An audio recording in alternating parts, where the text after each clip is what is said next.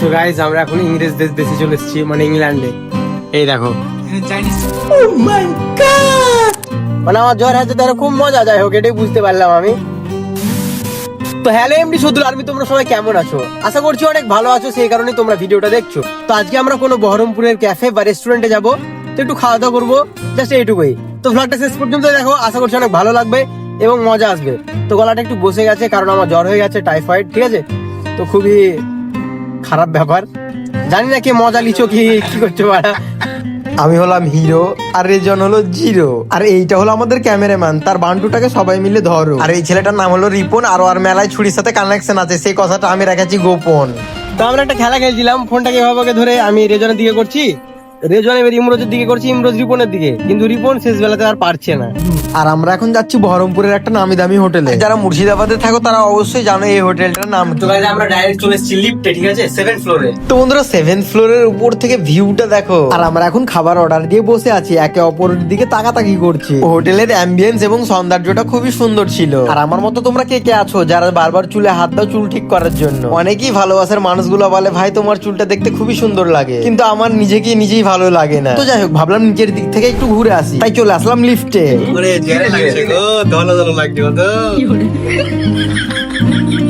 তো সম্ভবত আমরা 2nd ফ্লোরে চলে এসেছিলাম ঘুরতে। তো এই ভ্লগটা অনেকদিন আগে শুট করা হয়েছে, আজকে মনে হলো যে এডিট করে পোস্ট করি, তাই পোস্ট করে দিলাম। আর নিচে ঘোরাঘুরি করার পর চলে গেলাম আবার উপরে। আর আমার পাশে সাদাসিধে ভদ্র ছেলেটা বসে আছে, ও কি করে দেখো।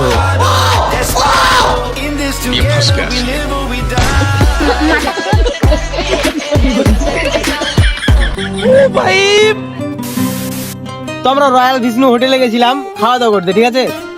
তো সেখানে খাওয়া দাওয়া করার পর আমরা চলে আসি। তো আসার সময় ভাবি যে একটু ঘুরে নি। তো আমরা কিন্তু 2 নম্বর ফ্লোরে কিন্তু দাঁড়াই, ঠিক আছে?